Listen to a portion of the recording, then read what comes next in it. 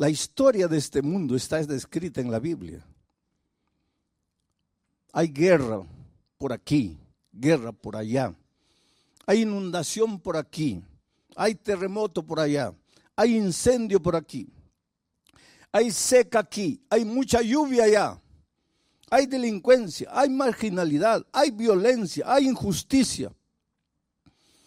Y tú te desesperas, ¿qué viene ahora? ¿Qué va a suceder en este mundo? Si tú conocieras bien la palabra de Dios, tú no te atemorizarías, porque la Biblia dice palabra por palabra todo lo que va a suceder hasta la venida de Cristo. No tienes que tener miedo. El calentamiento global es una realidad, no puedes negar. El clima, pues todo lo que el hombre hace en esta tierra, está deteriorando la capa de ozono. Y cada vez más el clima se está calentando. Y los glaciares se están derritiendo. Y el nivel de los mares está aumentando. Eso es científico. Eso no es imaginación enfermiza de alguien. Y hay mucha gente que dice para el año 2050, 60, las ciudades que están ubicadas a las orillas, a la orilla del mar, desaparecerán con el aumento del mar. Pero la Biblia dice que este mundo no va a ser acabado por las tonterías del propio hombre. Este mundo va a acabar con la venida de Cristo. Pero si tú lees la palabra de Dios, tu corazón se va a llenar de esperanza. No vas a tener miedo. El COVID, ¿cómo sembró pánico el COVID? El COVID paró el mundo, paró las empresas, paró las escuelas, paró todo. Muchos pensaron acabó, llegó el fin. La Biblia decía, no, eso no es el fin. Esos son los primeros dolores de parto, pero el fin viene.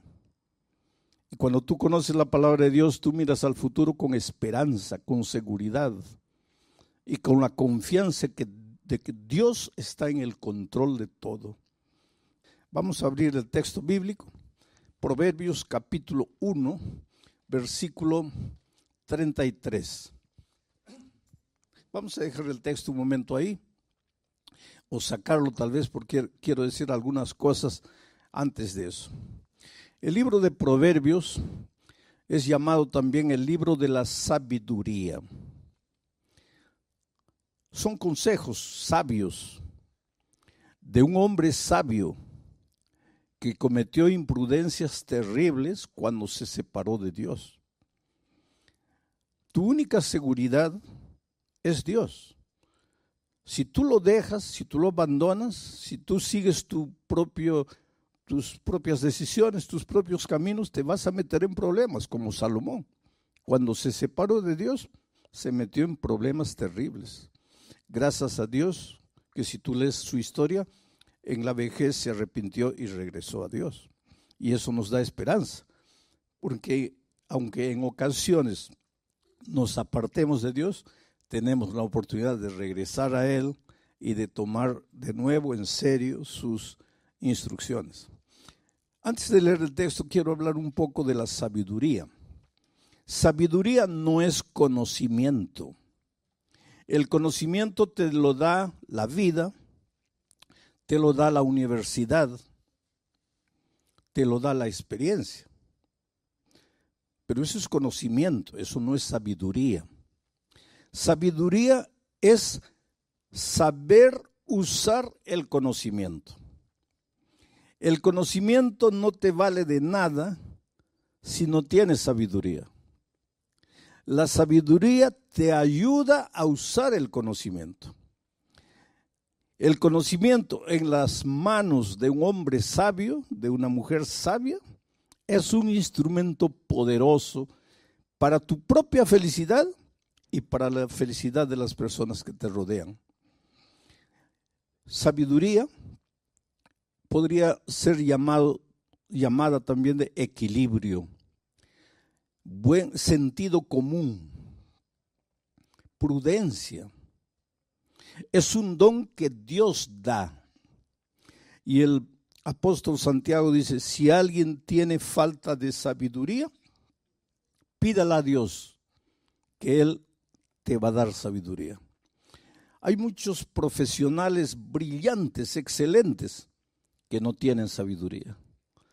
Y toda la excelencia en la profesión no les sirve de nada, porque por falta de sabiduría lo arruinan todo. Para ser feliz en el matrimonio necesitas sabiduría. Para educar a los hijos necesitas sabiduría. Para que el dinero se multiplique en tus manos necesitas sabiduría. Para ser exitoso en cualquier área de la vida necesitas sabiduría. Y vuelvo a repetir, la universidad puede darte un título de conocimiento, pero no un título de sabiduría. Cuando alguien es nombrado gerente de la fábrica o presidente de la institución, no se le da sabiduría. Por lo tanto, el cargo no significa sabiduría. Hay gerentes, presidentes que no tienen sabiduría. Y hay gente simple que sí tiene sabiduría. ¿Por qué? Porque la sabiduría es un don que Dios da. Sabiduría es prestar atención, oído a los consejos divinos. Ahora, con ese contexto, vamos al texto bíblico. El texto dice así, mas el que me oyere, está hablando Dios, habitará confiadamente y vivirá tranquilo sin temor del mal. Ese más, ya les dije ayer que en la Biblia ninguna palabra está por estar. Cada palabra, inclusive cada coma, tiene un porqué.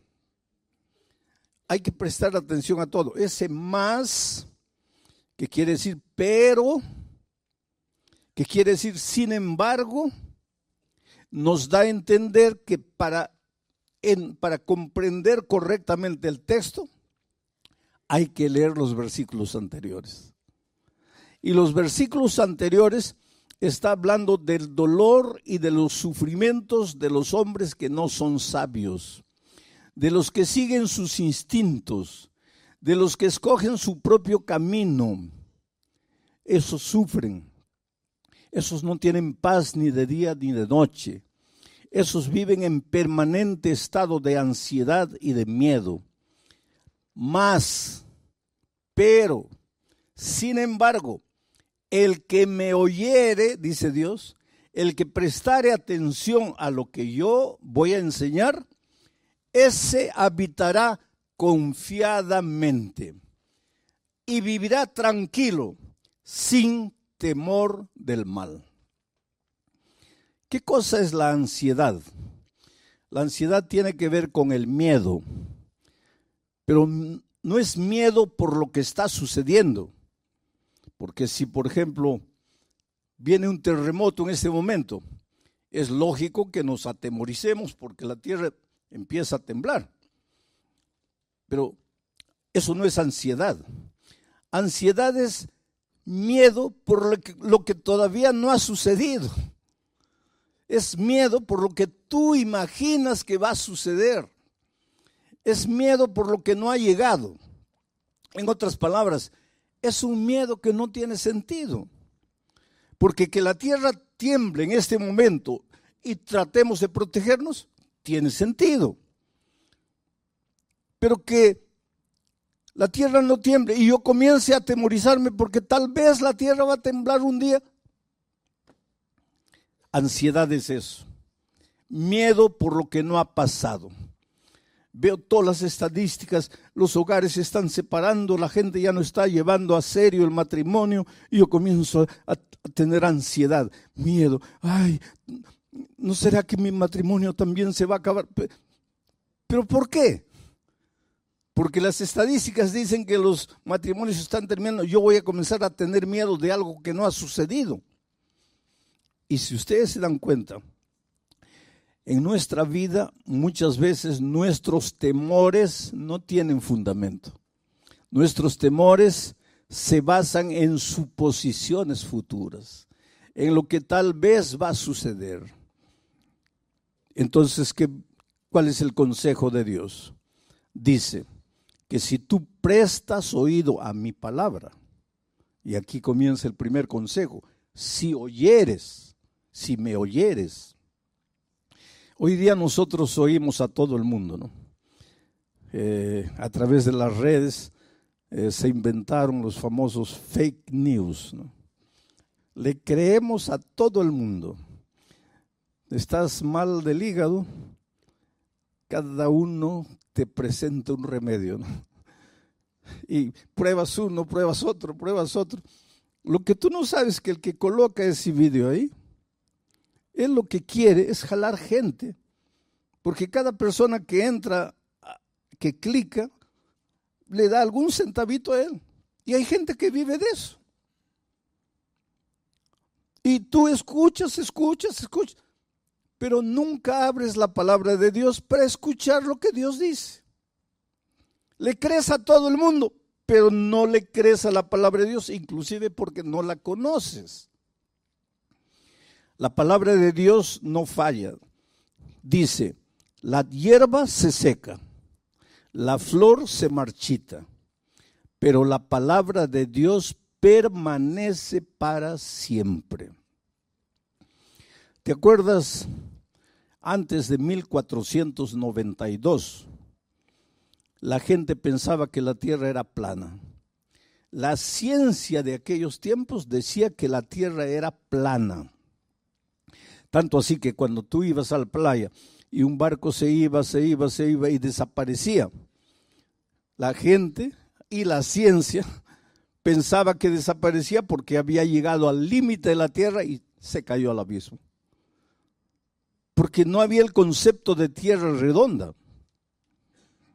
Hasta que apareció Cristóbal Colón con una idea loca. Y Cristóbal Colón dijo, no, la tierra es redonda. Y hubo una reina española que le creyó. Y entonces le ayudó financieramente a construir la Pinta, la Niña y la Santa María. ¿Se acuerdan? Y él fue. Y el 12 de octubre del año 1492 probó que la tierra era redonda. Y la ciencia abrió los ojos. Tienes razón, la tierra es redonda. ¿Qué año? 1492. 1492. Pero hasta el año 200 de nuestra era, el canon bíblico ya había sido cerrado. ¿Y sabes lo que la Biblia decía? Que la tierra es redonda. Y en 1492 la ciencia abre los ojos para decir que la tierra es redonda. Una cosa que la Biblia ya lo decía. Y eso es para decirte una cosa. La historia de este mundo está descrita en la Biblia. Hay guerra por aquí, guerra por allá. Hay inundación por aquí, hay terremoto por allá, hay incendio por aquí, hay seca aquí, hay mucha lluvia allá, hay delincuencia, hay marginalidad, hay violencia, hay injusticia. Y tú te desesperas, ¿qué viene ahora? ¿Qué va a suceder en este mundo?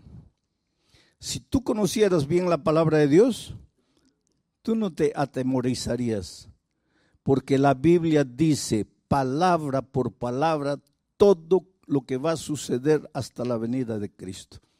No tienes que tener miedo. El calentamiento global es una realidad, no puedes negar. El clima, pues todo lo que el hombre hace en esta tierra, está deteriorando la capa de ozono. Y cada vez más el clima se está calentando. Y los glaciares se están derritiendo. Y el nivel de los mares está aumentando. Eso es científico. Eso no es imaginación enfermiza de alguien. Y hay mucha gente que dice para el año 2050, 60, las ciudades que están ubicadas a las orillas, a la orilla del mar, desaparecerán con el aumento del mar. Pero la Biblia dice que este mundo no va a ser acabado por las tonterías del propio hombre. Este mundo va a acabar con la venida de Cristo. Pero si tú lees la palabra de Dios, tu corazón se va a llenar de esperanza. No vas a tener miedo. El COVID, ¿cómo sembró pánico el COVID? El COVID paró el mundo, paró las empresas, paró las escuelas, paró todo. Muchos pensaron, acabó, llegó el fin. La Biblia decía, no, eso no es el fin. Esos son los primeros dolores de parto, pero el fin viene. Y cuando tú conoces la palabra de Dios, tú miras al futuro con esperanza, con seguridad y con la confianza de que Dios está en el control de todo. Y Dios te ama y Dios está en el control de tu vida. Y si yo hubiera muerto con el COVID, yo siempre me preguntaba, porque yo siempre predico, enseño y digo que los cristianos no tenemos que tener miedo de la muerte. ¿Por qué? Porque de acuerdo con la Biblia, los cristianos no morimos, dormimos, reposamos, descansamos para despertar con la segunda venida de Cristo. Eso es lo que la palabra de Dios dice. La palabra de Dios no dice que cuando mueres tu espíritu sale vagando por ahí para reencarnarse. Los seres humanos pueden decir lo que quieran, pero eso no dice la Biblia. La Biblia dice que cuando el hombre muere, su cuerpo vuelve al polvo como era y el soplo de vida vuelve a Dios y se acabó.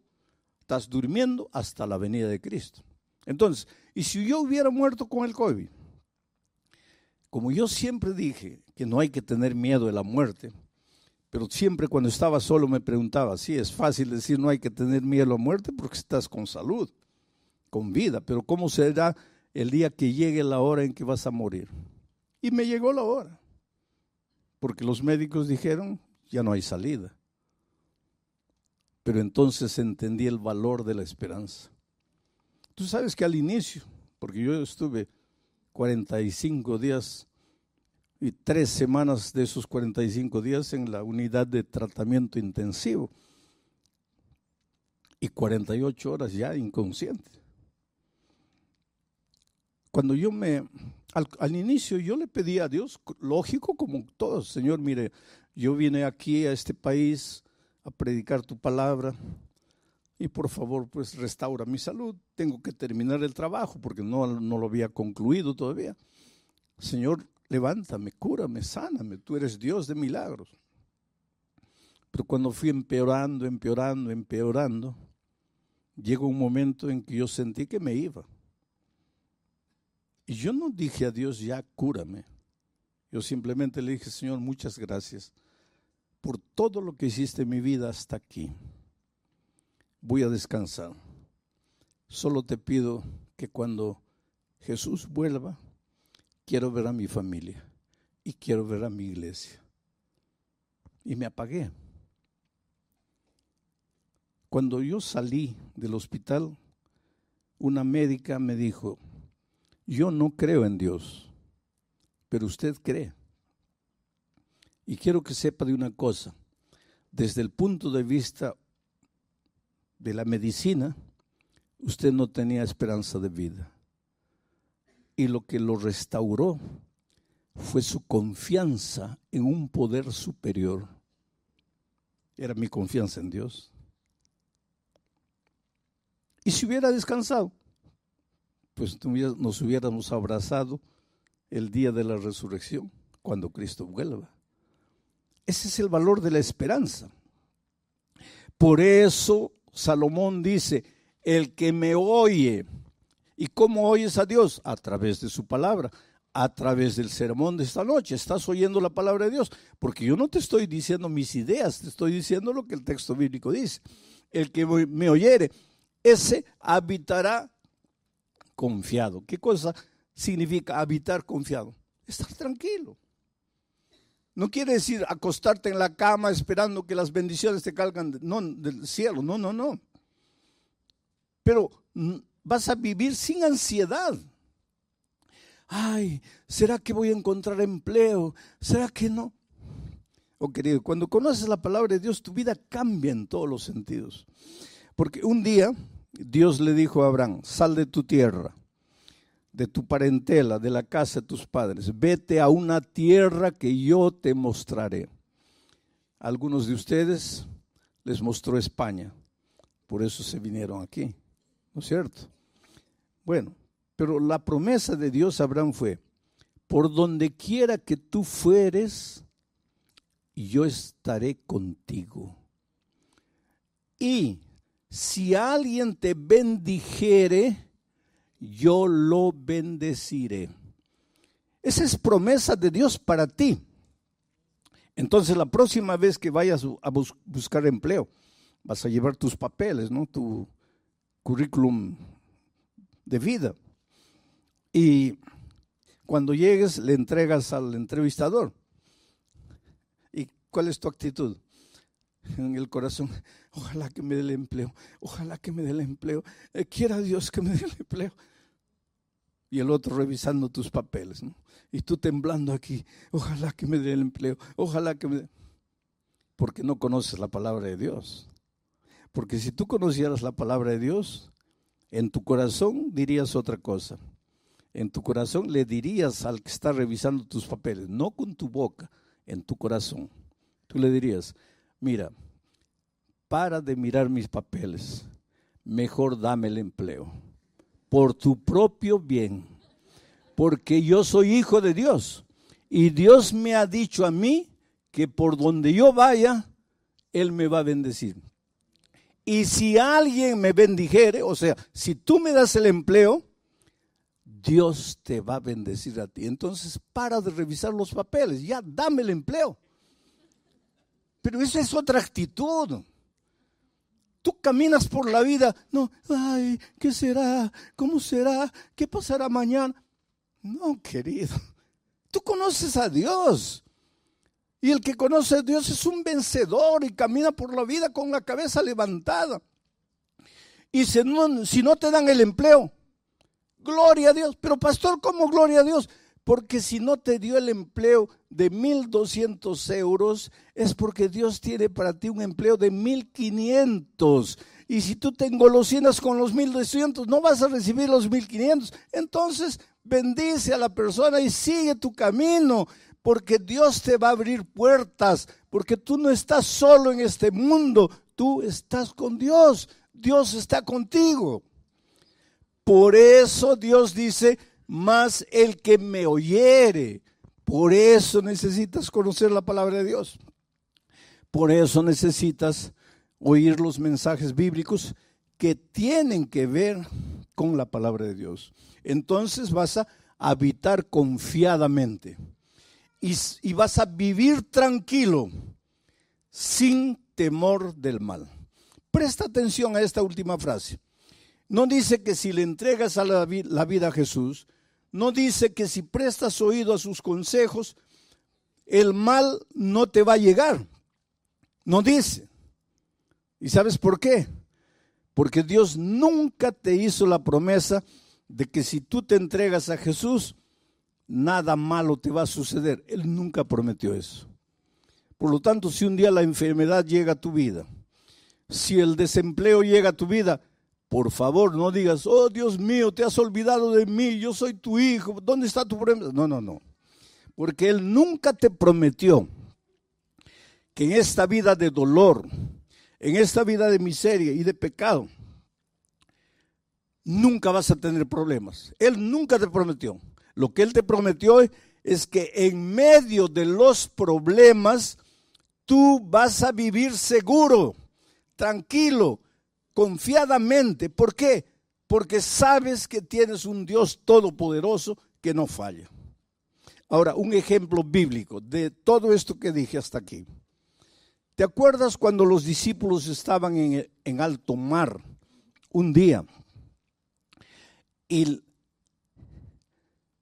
el cielo se puso negro, negro, negro.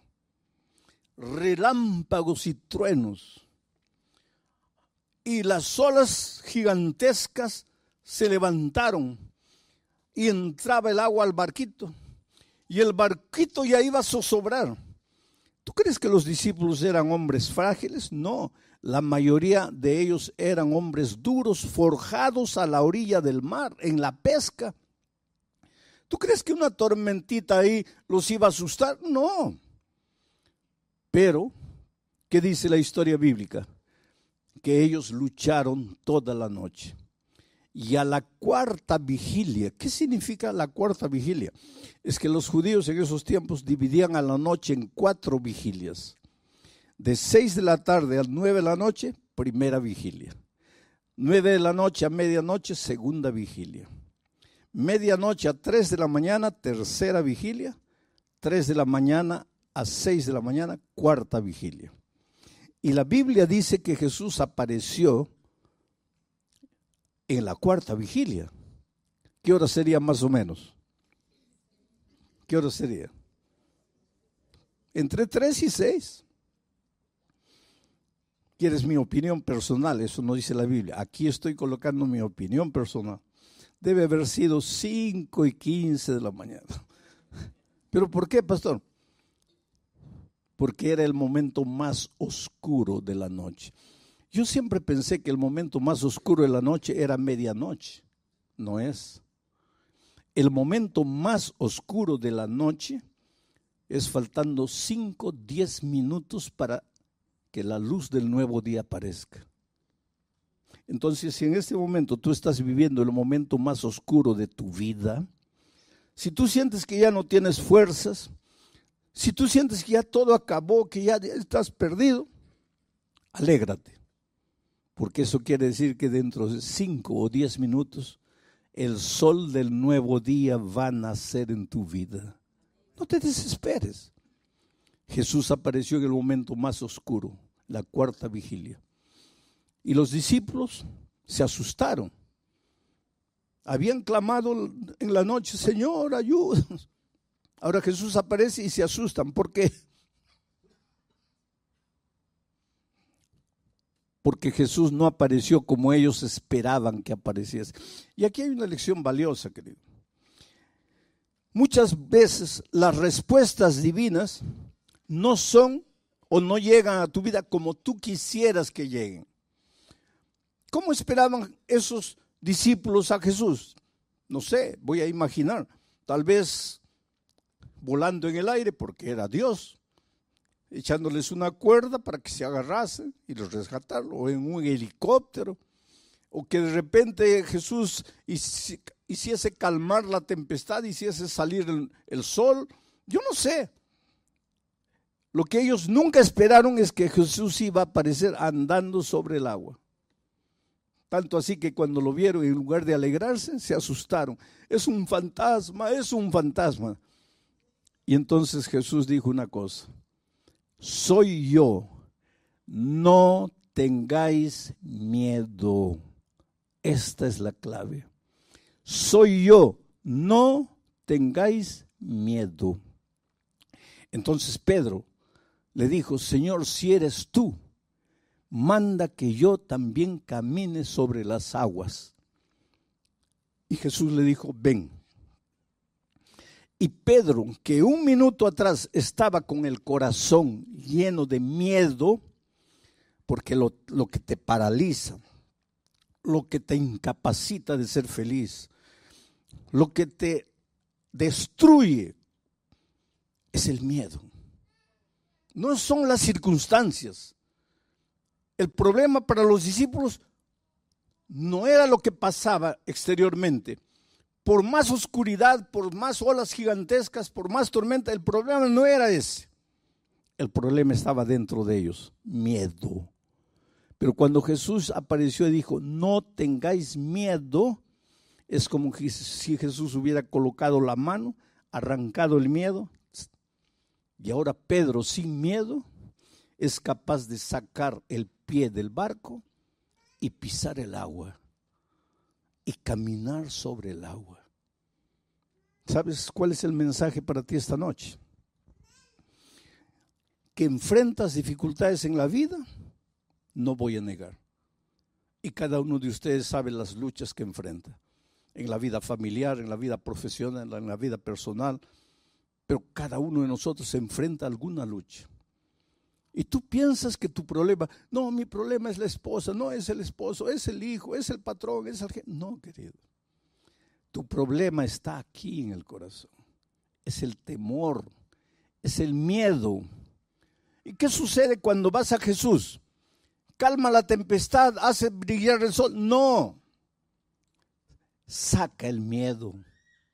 Y ahora sin miedo, tú eres capaz de andar por encima de las aguas en medio de la noche oscura. Todos quisiéramos que Dios hiciese brillar el sol a medianoche para nosotros. Esos son milagros. Y Dios es capaz de hacer milagros. Y los hace. Pero todos quisiéramos milagros. Pero el más grande milagro que Dios hace es curarte por dentro. Porque el mejor instrumento para resolver tus problemas eres tú mismo, pero curado del miedo. Ahora, tú con tu corazón lleno de ansiedad, lleno de temor, esperando un milagro, nada va a cambiar. Jesús no viene para colocar un adhesivo encima de la llaga. Jesús viene para limpiar la llaga de verdad y colocar mertiolate o alcohol. Y tú gritas de dolor. Tú preferirías un band-aid. Jesús no coloca band-aids. Jesús cura de verdad. Aunque la curación de Jesús te duela y te haga llorar, pero te va a curar de verdad. Y esta noche tú puedes volver a la casa feliz. Mira otra promesa más del Señor Jesucristo en el siguiente texto. Estas cosas, dice Jesús, os he hablado. ¿A través de qué? De esta palabra. Estas cosas os he hablado para que en mí tengáis paz. En el mundo donde trabajas, en tu barrio, en la lucha diaria, tendrás aflicción. Pero no tengas miedo. Confiad. Yo he vencido al mundo. En este mundo vas a encontrar dificultades, pero no tengas miedo, porque si estás conmigo, tu corazón va a estar lleno de paz. Y con tu corazón lleno de paz, nada va a ser capaz de destruirte. Que venga la noche oscura, que vengan las tormentas, los truenos, los relámpagos, las olas. Con Cristo tú eres capaz de caminar por encima del mar. Y esto no es teoría. Esto es vida práctica, porque yo he encontrado gente destruida. Estaba una vez en Santa Cruz de la Sierra, Bolivia, y como todas las noches hago una invitación, y dije la primera noche, ¿cuántos quieren aceptar a Jesús como su Salvador? Y no terminé de hablar, un borrachito se levantó allá atrás y vino tambaleando, completamente ebrio, vino tambaleando. De tal manera que el público se reía, porque todos imaginaban ese pobre hombre embriagado, no sabe ni lo que está haciendo, pero él venía. Y llegó aquí, cabello largo, olía mal, porque cuando las otras personas llegaron cerca, muchos respondieron, algunos discretamente se comenzaron a apartar porque no podían soportar el olor. Evidentemente no se bañaba, era un hombre de la calle, un ebrio, vino ahí. La segunda noche yo, cuando llegó el momento de la invitación final, dije, esta noche voy a pedir que se levanten los que no se han levantado las otras noches. ¿Quién es la primera persona que quisiera levantarse? Y el ebrio aparece ahí de nuevo. Y ahora el público se rió con más ganas, porque lógicamente está tan ebrio el pobre que no ha entendido que si te levantaste anoche ya no te levantes hoy. Pero él llegó ahí llorando y mucha gente vino.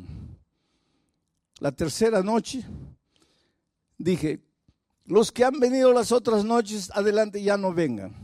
Esta es una invitación para quien no se ha levantado las otras noches. Y yo en mi corazón pensé, ahorita aparece el ebrio de nuevo. ¿Quién es la primera persona? Y el ebrio no apareció. Y la siguiente noche no apareció. Y la otra noche no apareció. Y yo pensé, bueno, ya no vino más. El viernes en la noche hice un llamado para el bautismo.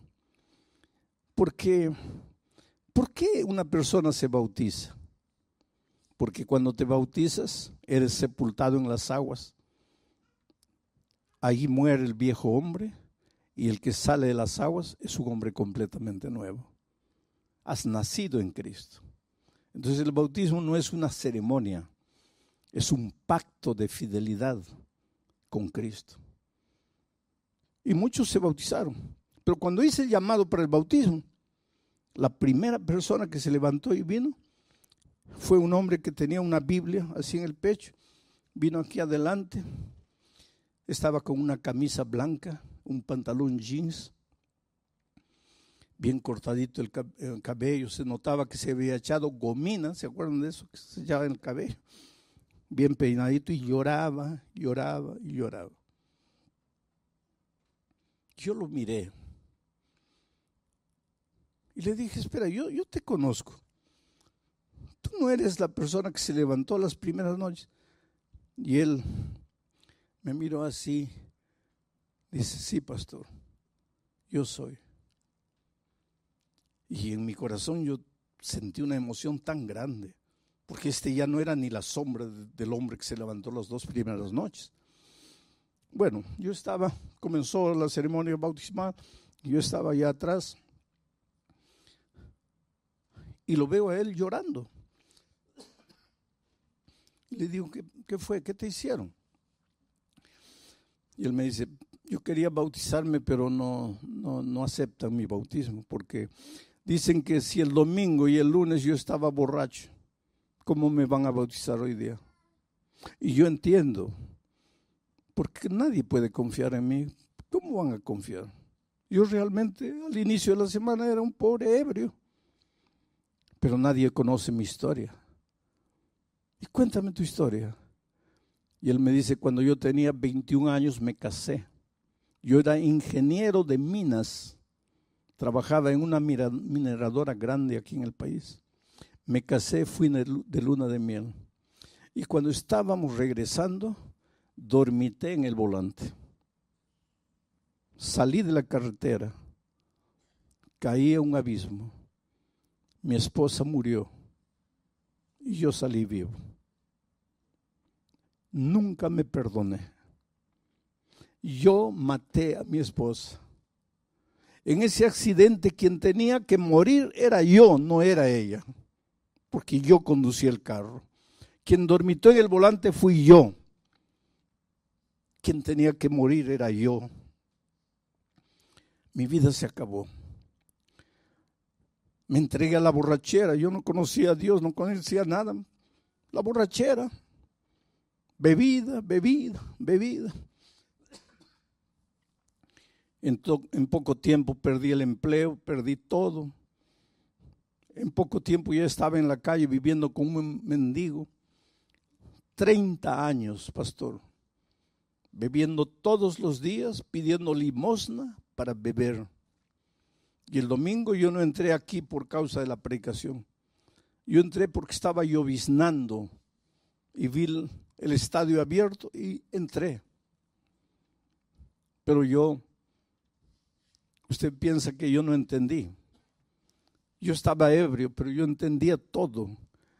Y esa noche yo entendí que solo Jesús podría cambiar mi vida.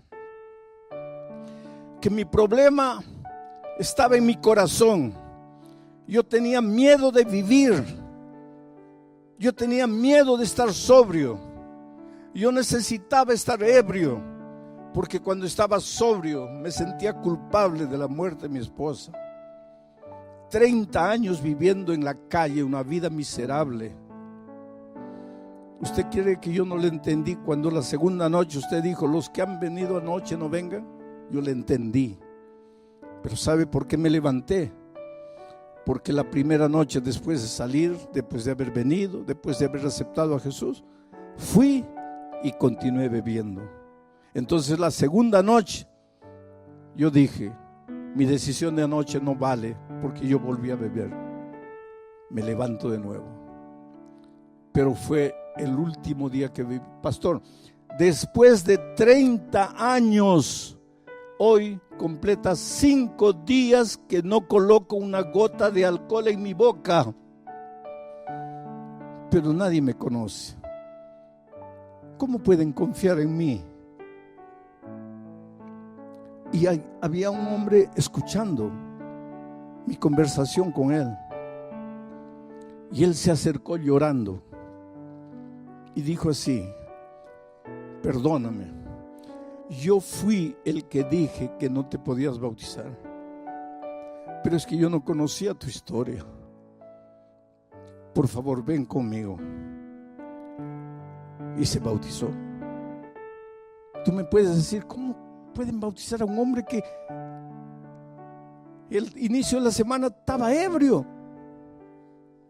Pero es que tú no conoces el poder de Dios. 5 años después volví a Santa Cruz de la Sierra a hacer una campaña evangelística en ese mismo coliseo. Y el pastor me estaba llevando y afuera había un hombre con un walkie-talkie y una linterna dando instrucciones: cierren la puerta allá porque ya está lleno, no, abran la puerta aquí, el pastor acaba de llegar, abran la puerta. Un líder. Y el pastor me dice: ¿sabes quién es él? ¿Te acuerdas? No, es el ebrio que se bautizó hace 5 años. Hoy día es un líder de la iglesia. Eso es lo que Dios hace. Te cura por dentro. Y una vez curado por dentro, tú eres capaz de andar por encima del mar.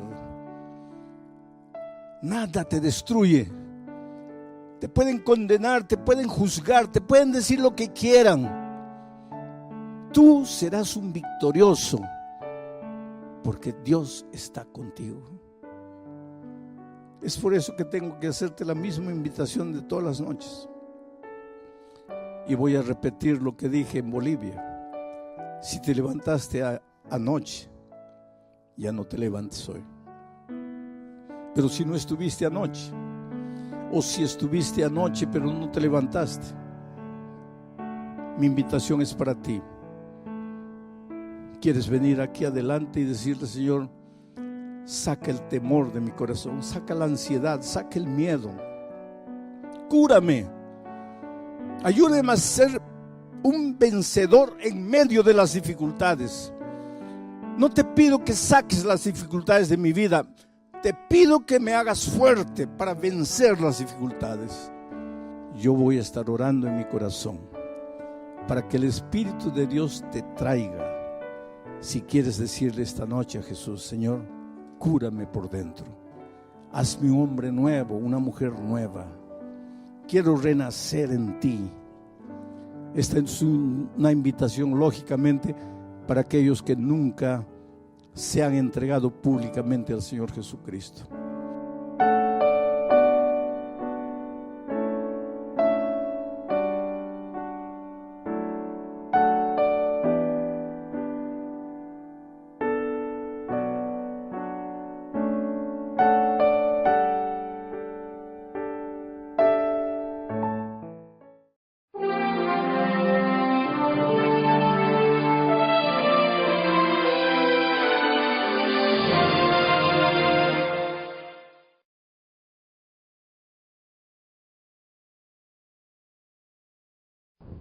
Olá, querido.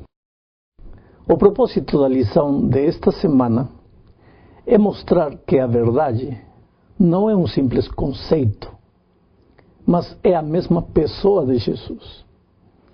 E então, aquele que vive em comunhão com a pessoa verdade, que é Cristo, logicamente deve manifestar a verdade na sua vida como um fruto do Espírito Santo.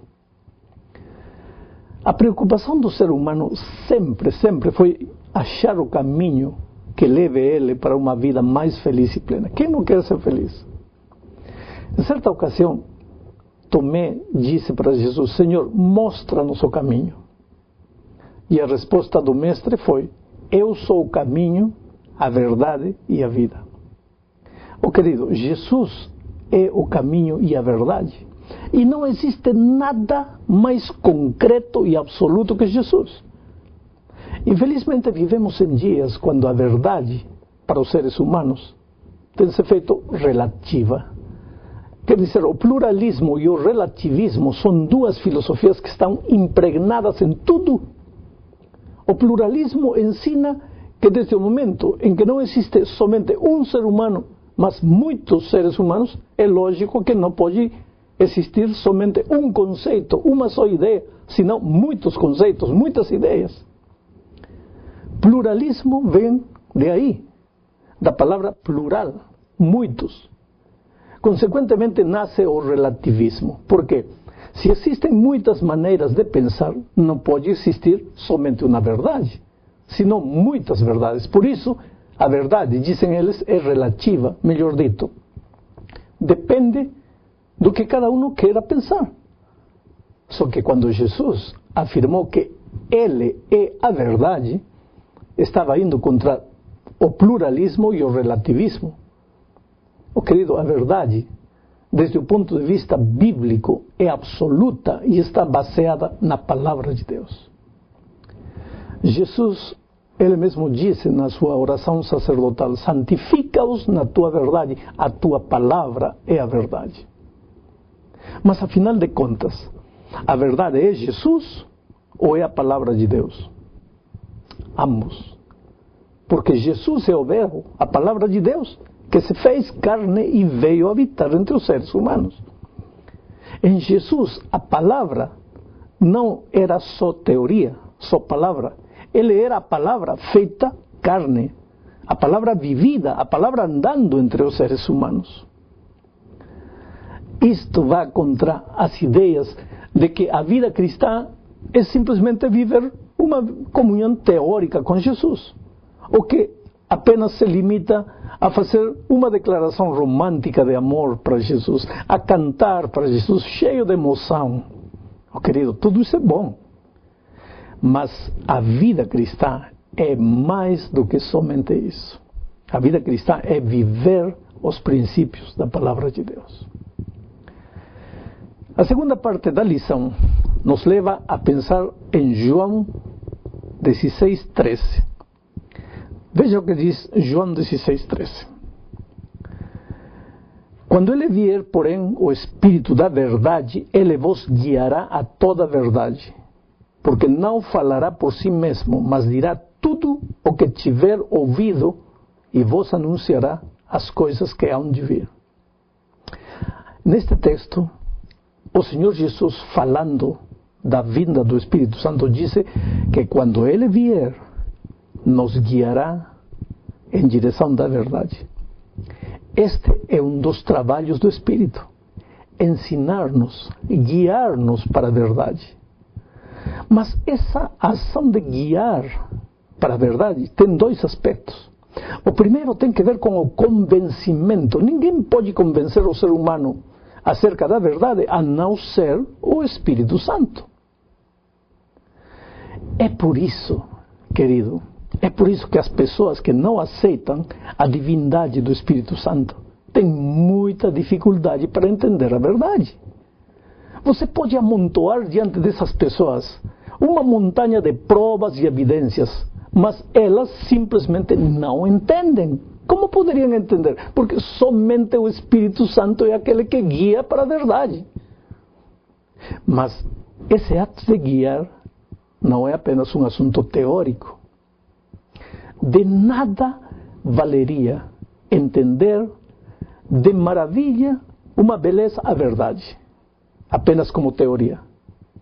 Se essa verdade não se faz carne na gente, de nada vale. E aqui então entramos no segundo conceito. O Espírito Santo nos ensina também a viver a verdade. Não apenas nos leva para a teoria da verdade, nos ensina também a viver a verdade. A palavra verdade, em grego, é aletheia, que significa transparente, que não está fechado, claro. Pois isso é viver a verdade. O Espírito nos leva a viver esse tipo de vida, uma vida clara, transparente, sem médias verdades ou médias mentiras. Uma vida limpa, que não precisa esconder-se, não precisa disfarçar-se. A palavra verdade, em hebraico, também nos ajuda a confirmar este conceito. Em hebraico, a palavra é emet, que significa seguro, sólido, firme, consistente. E é assim que vive uma pessoa que foi levada pelo Espírito em direção da verdade. Não há, numa vida de verdade, não há insegurança.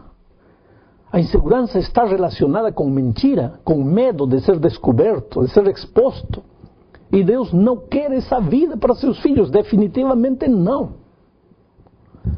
Oh, meu amigo querido, vivemos num mundo onde a mentira produz miragens quase impossíveis de perceber. Olha, quantas vezes já mentiram para você? Ou então, quantas vezes você já mentiu? Quantas vezes você tem sido vítima de uma injustiça, produto de uma mentira? Você não precisa se esforçar para lembrar. Eu acho que não te alcançariam os dedos das mãos e dos pés para contar as vezes que você tem sofrido por causa das mentiras. A mentira foi a primeira arma que Satanás usou para enganar o ser humano. E hoje ele continua usando, com os mesmos resultados. Engana o homem para que se afaste de Deus. Em nossos dias, a serpente continua usando as mesmas palavras para enganar o ser humano. Se você vê pornografia, não morrerá. Se você usar drogas, álcool, cigarro, não morrerá, diz. É bom experimentar de tudo na vida. E no final dos seus dias, no seu leito de morte, aí você pode arrepender-se de tudo. Você pode provocar aborto e não morrerá. Ninguém tem morrido por cobiçar a mulher do próximo. Ele diz assim, há mentiras, entre aspas, e mentiras piadosas. Deve você crer em outros caminhos alternativos, porque há muitas verdades, assim como há muitos caminhos. Oh, querido, não é isso que Satanás fala hoje para as pessoas, de muitas maneiras? Por isso, quando Jesus disse que Ele é a verdade, os homens inspirados pelo inimigo se levantaram contra Jesus. Ninguém tinha ousado dizer semelhante coisa jamais. Mas a natureza verdadeira de Deus está na Bíblia.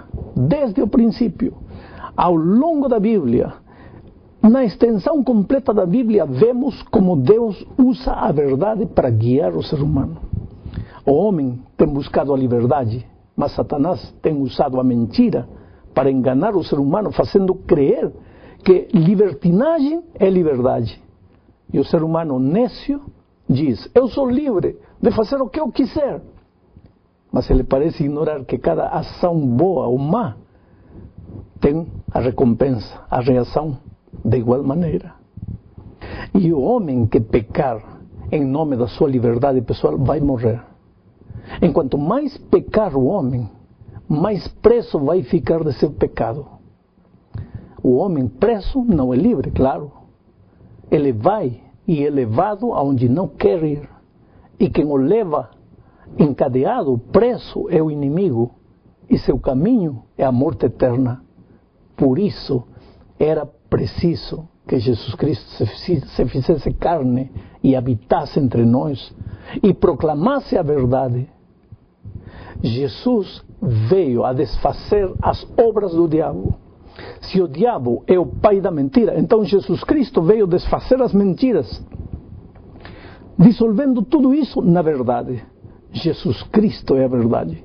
Ninguém tem ousado jamais proclamar-se a verdade, porque nenhum outro ser é a verdade. Não há outra verdade mais que Jesus Cristo e a sua palavra, no qual temos que permanecer por sempre, para não ser enganados de novo pelo inimigo. Chegamos, querido, na última parte da lição deste trimestre. O título é interessante, todo o restante é comentário. O que o autor quer dizer é que na vida cristã existem pontos vitais de fé e também existem detalhes que, apesar de serem importantes, não são a base da tua fé em Cristo. Agora, isto não significa que estes assuntos não sejam importantes, significa que não são os pilares da salvação, não são a base, não são a essência. Comecemos estudando Romanos 14, 1. Diz assim: ora, quanto ao que está enfermo na fé, recebei-o, não em contendas sobre dúvidas. Quem é a pessoa enferma descrita neste verso? É um crente, porque está enfermo na fé, mas é débil, enferma no conhecimento da doutrina. Talvez esta pessoa fosse um novo crente, ou um crente que não tivesse se desenvolvido num conhecimento profundo das coisas de Deus. Talvez esta pessoa não tenha recebido um ensinamento correto.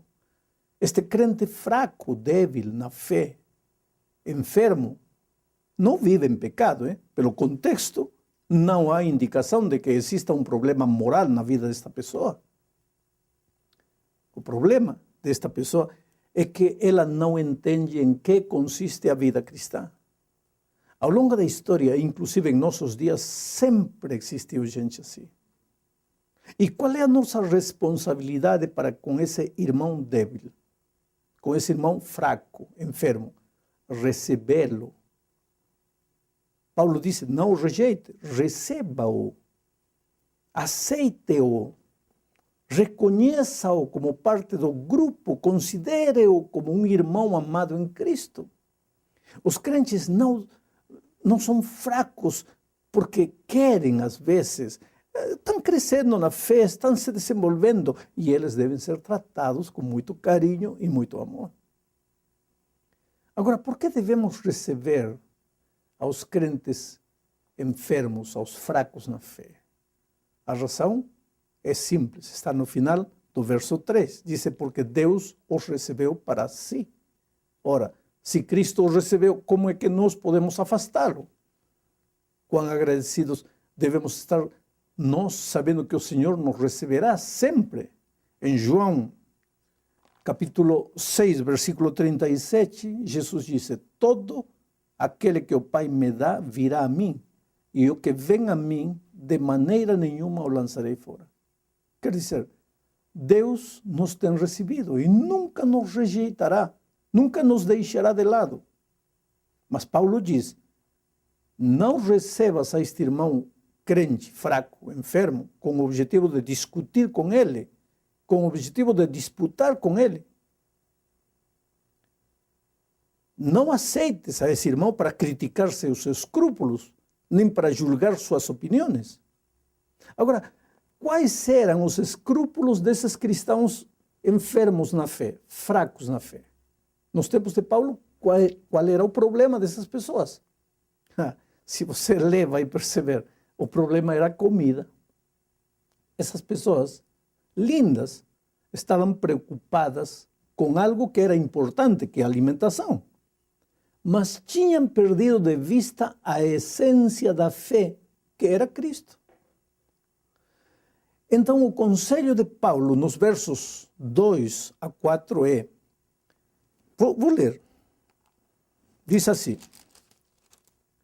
porque um crê que de tudo se pode comer, e outro, que é fraco, come legumes. Agora, o que come, não despreze o que não come. E o que não come, não julgue o que come, porque Deus o recebeu para si. Quem és tu que julgas o servo alheio? Para teu próprio Senhor, para seu próprio Senhor, ele está em pé ou cai, mas estará firme, porque poderoso é Deus para o afirmar. Que interessante. Neste contexto, o fraco na fé é aquele que come legumes. Por quê? Você entende por quê? Porque cuida a sua saúde com um regime alimentar correto? Não, querido, isso não está errado. Então, por que ele é fraco na fé? Porque deposita a sua confiança de salvação na sua alimentação Quer dizer, ele não entendeu a essência da sua fé. E embora faz algo correto, é considerado fraco na fé. Estes versos são claros. Eu acho que não precisam de comentário. Deus não está dizendo aqui que você pode comer de tudo sem se importar com a sua saúde. O que Deus afirma é que você não deve julgar o seu irmão. Quem é mais fraco? Aquele que come ou aquele que julga? Ou talvez, a melhor pergunta seria: a comida é a essência da vida cristã? Ou de outra maneira, e já que a comida não é a essência da vida cristã, você deve comer qualquer coisa? Você vê como precisa do equilíbrio que Cristo dá. Vamos agora aos versos seguintes. O princípio destes versos, onde se menciona guardar dias, é o mesmo princípio da comida. Claro que aqui, quando se fala de guardar dias, não se menciona o sábado. Quer dizer, o sábado da Santa Lei de Deus, que, como já vimos nos estudos passados, é eterno. O próprio Paulo não poderia estar se contradizendo. Aqui, quando se fala de dias, está se falando dos dias cerimoniais do povo de Israel, que tinha chegado ao fim com a morte de Jesus. Mas, infelizmente, os judeus que tinham se convertido ao cristianismo em Roma não tinham entendido isso. E então eles queriam que os novos conversos continuassem com o cerimonial judaico e depositavam sua confiança e salvação nisso. Por isso também eram fracos na fé. A segunda parte da lição enfatiza o perigo de julgar e por que devemos evitar fazê-lo. O verso 10 ensina o seguinte, veja: mas tu, por que julgas o teu irmão? Ou tu também, por que desprezas teu irmão? Pois todos havemos de comparecer ante o tribunal de Cristo. A expressão todos é interessante, porque o verso 12 afirma: de maneira que cada um de nós dará conta de si mesmo a Deus. Há duas expressões interessantes: todos e cada um. Ninguém irá escapar. Todos teremos que dar conta do que fizemos com o conhecimento que o Senhor nos deu. O que fizemos com o conhecimento de Deus? Aceitamos e isso nos ajudou a crescer ou rejeitamos? Inventamos desculpas para não obedecer ou nos inclinamos obedientemente aos ensinamentos divinos? Só que a resposta é individual, não é coletiva. Cada um dará. Todos, no sentido de que ninguém ficará fora disto. Todos terão que dar satisfação a Deus um dia. Mas cada um, no sentido de que o outro não tem que se meter na vida do outro.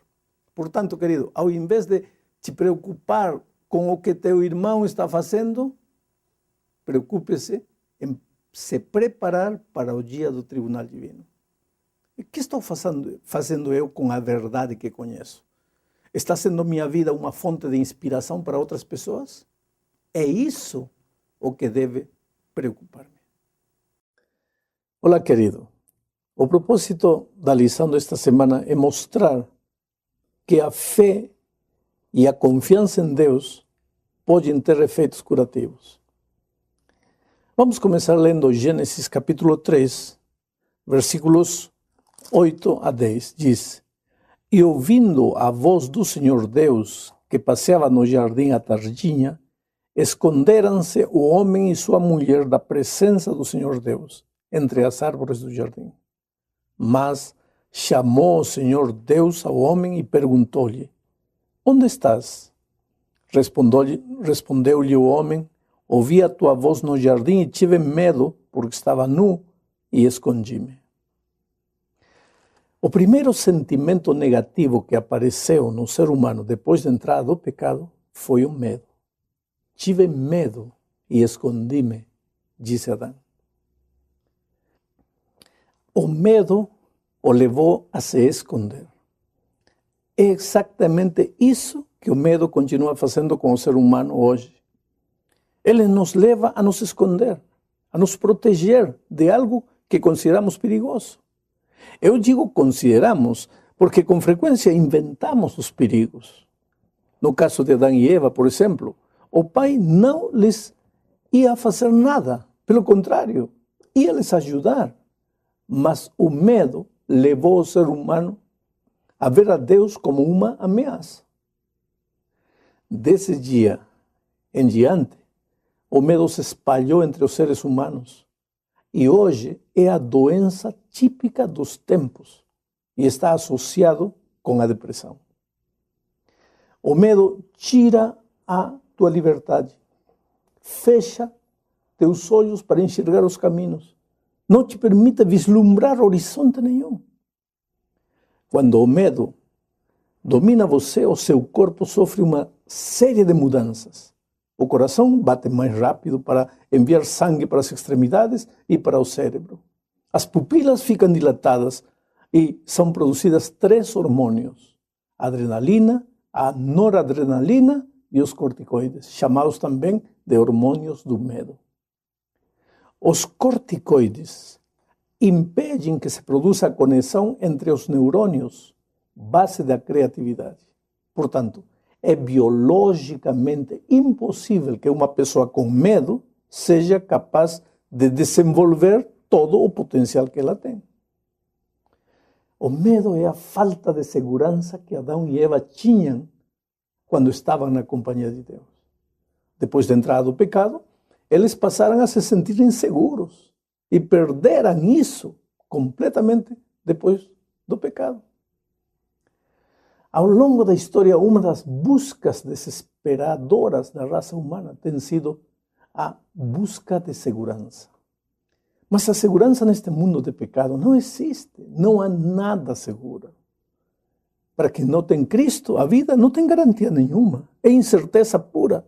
Mas para quem tem Jesus no coração, a vida, mesmo cheia de perigos e dificuldades, é sem dúvida uma oportunidade. Há muitos tipos de medos. Melhor dizendo, medo de muitas coisas. Medo do escuro, da morte, da vida, de ser feliz, medo das doenças, até medo das pessoas.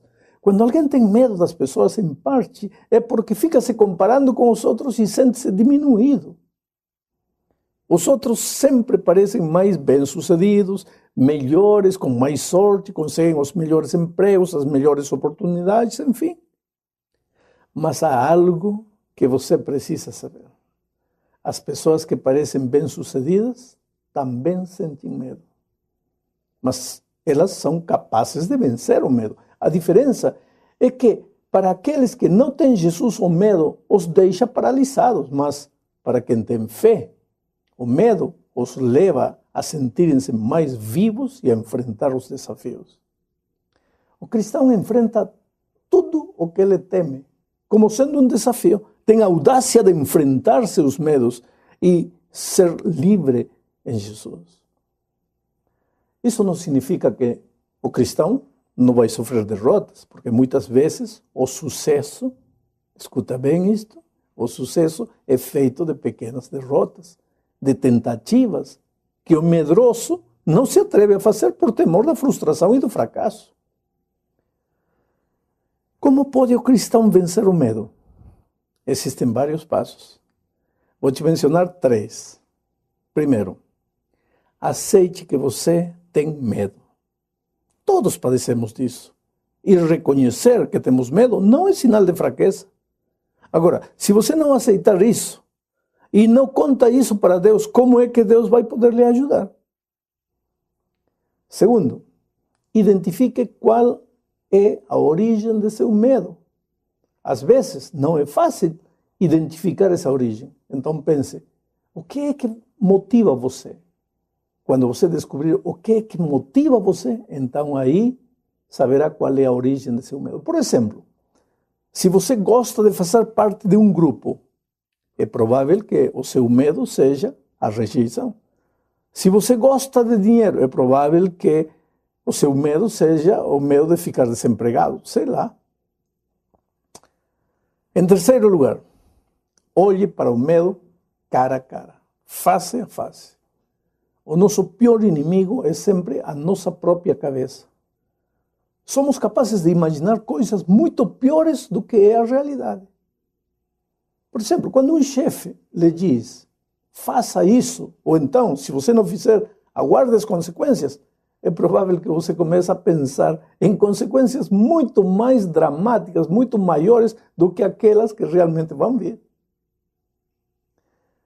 Definindo, para você superar os seus medos, o melhor é fazer de Cristo a grande motivação da sua vida. Viktor Frankl foi um psiquiatra judeu que passou a Segunda Guerra Mundial em vários campos de extermínio. Segundo ele, não se salvaram daquele inferno os mais fortes, nem os mais cultos, nem os melhores preparados, mas aqueles que tinham uma motivação além da sua própria vida presente. Porque elas diziam, quando sair de aqui, escreverei um livro. Quando sair daqui, verei os meus filhos. Quando sair daqui, contarei isto para o mundo. E qual, querido, a melhor motivação do que dizer para você mesmo, eu sei que tudo isto vai passar, porque Jesus está no controle da minha vida. Como dizia Nelson Mandela, não é valente quem não tem medo, mas quem sabe vencer o seu medo. E com Jesus, você pode vencer. A segunda parte da lição fala da segurança que o cristão pode ter no amor e no poder de Deus, mesmo que as circunstâncias ao nosso redor pareçam aterradoras. Vou mencionar somente 2 versos da Bíblia.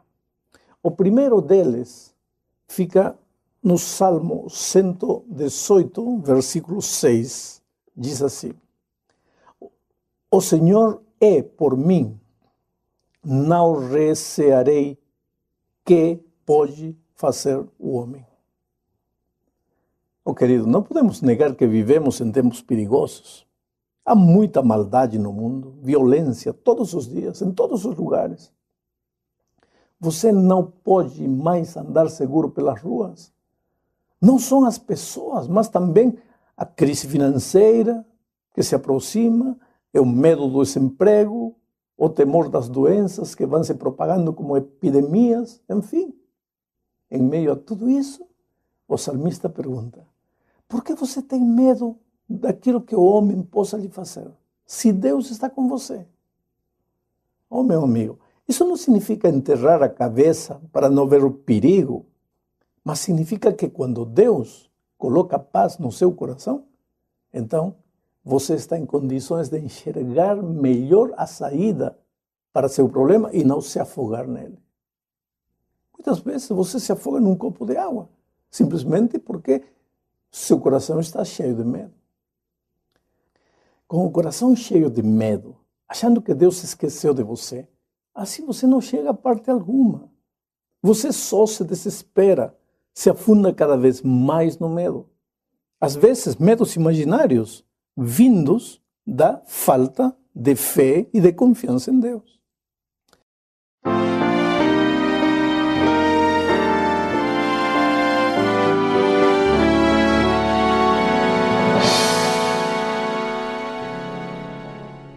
Oi, querido.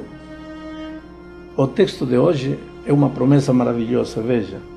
Salmo 4:8 diz assim: Em paz também me deitarei e dormirei, porque só tu, Senhor, me fazes habitar em segurança.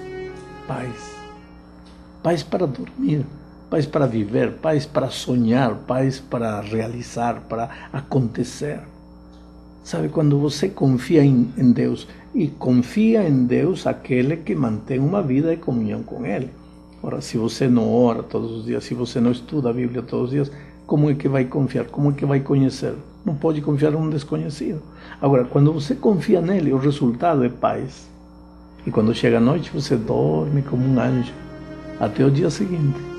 E quando acorda com ganas de viver, com vontade de realizar. E pode haver dificuldades, espinhos, pedras no seu caminho, depois de ter tido uma noite maravilhosa de descanso, você enfrenta tudo isso e sai vitorioso. Que Deus te abençoe.